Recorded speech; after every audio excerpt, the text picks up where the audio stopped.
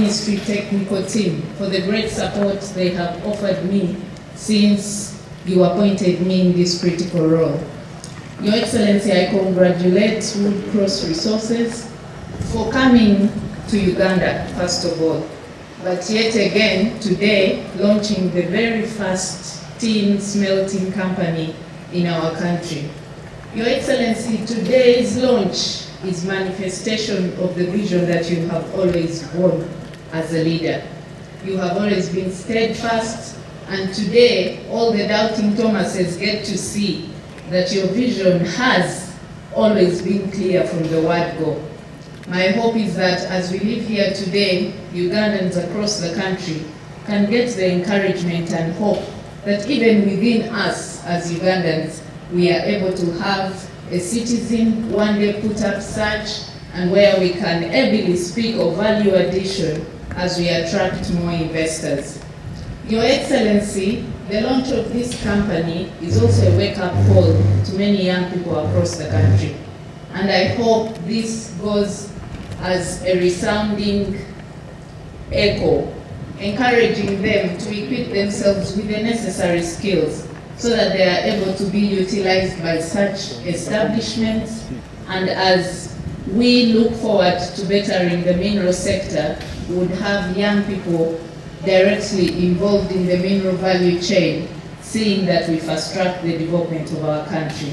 Amidst all the challenges that we still have to solve as a leadership, our hope is in your steadfast leadership, Your Excellency. And with this establishment, we are very certain that we are on the right track as we look forward to seeing that mineral development and utilization, value addition, sells Uganda across the globe for the benefit of our country. With those few words, Your Excellency, allow me to take the singular honor to invite the Honorable Dr. Ruth Nankabirwa Sentamo to come and address us. Thank you. Your Excellency, it is with great honor and pleasure that I stand here to receive you and welcome you in person as our chief guest on this important function. I sincerely want to thank you so much, because when I was invited to come and officiate at this function, I felt I should not be the one to do so. When you, the champion of value addition, for a very long time, you are present. I had to secure an appointment such that you are the one to officiate at this very function. And I'd like to thank you so much. First of all, to thank you for having retained me in this docket, because I serve with great passion. I would like to see projects concluded. I would have served everywhere, anywhere. You would have loved to delegate me, but I was sincerely grateful that you left me in the docket to see through the upstream and midstream developments on the petroleum side, the mineral value addition, and the general electrification of the entire country. I also want to appreciate the appointments of Honorable Peter Lokelis as a full cabinet minister of Karamoja. I have worked with Peter for a long time, since the days of Prime Minister Chikukusoke, Prime Minister Swami. He's very hardworking, but in this particular area, I expect Honorable Peter Lokelis to continue helping me on settlement of the project-affected people. I also want to thank you for having brought me a young leader in the names of Phiona Nyamutoro. I promise to mentor her, but also use her, because we have to be on the move in this coming season where we are supposed to give Ugandans accountability on what we committed ourselves in our NRM manifesto. I am grateful and I pledge total cooperation as usual, together with the rest of the team in the Ministry of Energy and Mineral Development. Your Excellency, you have already cut the ribbon. This looks like a small function, but it is being watched live on UBC because I wanted the entire country to see what is happening in Barara, because this is what we want to happen everywhere where we have minerals in this country. So I want to applaud UBC for this job that you are doing. When I joined the ministry, there was a cabinet paper which had stayed in the cabinet for a long time because you were insisting on value addition. I tried to present it, and there was a provision, a clause in that paper which indicated that we cannot achieve like 99% level of purity in tin because we don't have the industries. So we have to go slowly by slowly as the industries come up. You chased me away from cabinet 2 times with my team. And you created a cabinet committee, which I chair. So we went out determined to implement the directive on the ban of exportation of unprocessed minerals. We are implementing that, Your Excellency. And also we went on to guide the companies on mineral beneficiation. We moved around the country. We came here, we're going to put our locales on El Bahati as we were touring. And we were insisting on mineral validation. So the companies which were in the business who were not adding value to our satisfaction ran out of business. And when I moved around, they were all requesting for waiver of the rent. The waiver of rent, and Wood Cross has also mentioned it, because they are not producing, they couldn't export concentrates. And so we were monitoring with my few staff. We were monitoring. I must congratulate Wood Cross, because at that time I was told that their refinery was at Mombasa. And they promised me that by October last year, the factory will be up.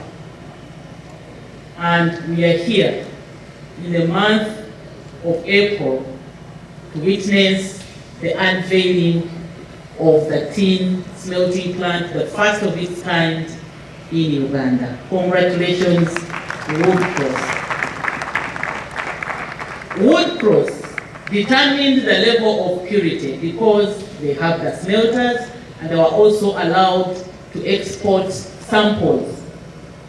And when they got back to me with a determined level of purity of 99.9, between 99.85 and 99.95, I and my team in the ministry were satisfied.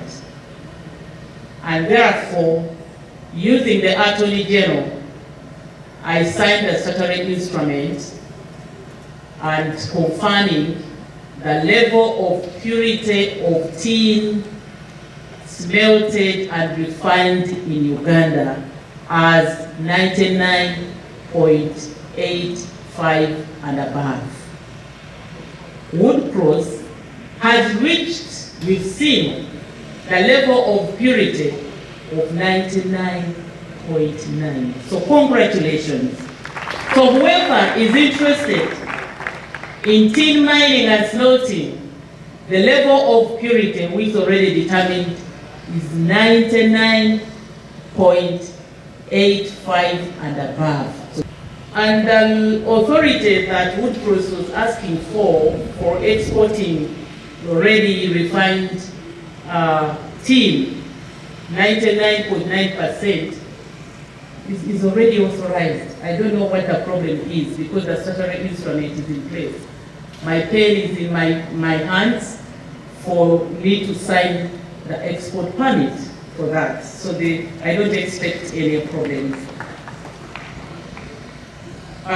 Your Excellency, I want to thank the communities where these investors are operating from. From what I have picked, Woodcross is in good books with the surroundings. Thank you so much. Thank you, the local leaders. Please continue encouraging the communities to support this kind of development. You have already enumerated the advantages of having such developments in our areas. I will not enumerate further. I would like to confirm that Uganda has in place the relevant laws. The Minerals and Mining Act of 2022, which introduced the production sharing agreement, which you have been seeing in the petroleum side, and rare earth elements, Your Excellency, is given a license, a mining license, with this provision highlighted. The National Mining Company, which I'm almost concluding, I've been consulting with the names of the directors, will be the one now to represent government to manage the 15% state participation in mining. Every investor who is going to invest, who is going to be a large-scale mining company, must abide by this. Sandbirds who are operating in Omoro, who are going to generate clinker, Moroto, who are going to produce clinker, which we need badly, our mining company will be part of that because of the production sharing agreement which we introduced in the law. So the regulations are out. What I am remaining with, Your Excellency, is to organize the artisanal miners. We used to come to State House all the time complaining. We have listened to them.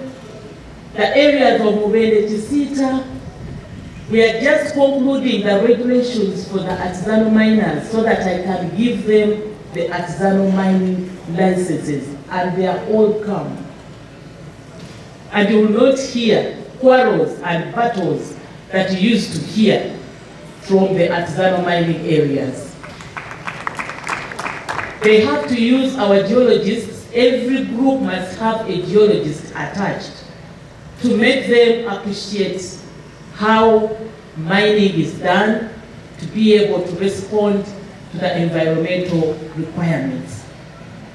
What I don't want, sir, is greed, where you find people, from Mubende, they are the ones you find in Itungamo, they are the ones you find in Busia, in Amayengo, having more than the required 6 licenses. Sir, you will hear that I have cancelled many such licenses so that other people can also be given an opportunity to develop, and also reduce on the number of times that one moves waiving this license, yet they are not serious, yet we have serious people. So I am now assisted by my team at Etele, looking at the system to remove all the non-compliant licenses so that we give opportunity to serious investors to come and invest. Now that we have this factory here, I am going to swing in action using the police that we have and our staff, the inspectors, to make sure that we curb the illicit of these unprocessed minerals that are being smuggled to our neighboring countries. The factories here, they will need raw material. The factory will need reliable power, and I want to assure Your Excellency and Wood Cross that we will ensure that we have reliable power supplied here, because they are handling very sensitive material. When power goes, that crude tin or liquid tin can be affected. So we are making sure that we also work on this.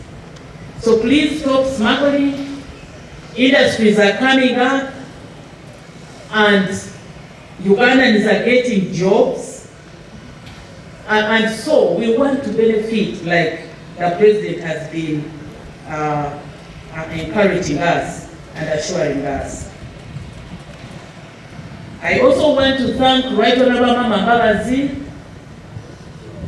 He told me he played a critical role with you when you were beginning, and he sent his regards. I talked to him this morning. He was so excited that the factory is now open.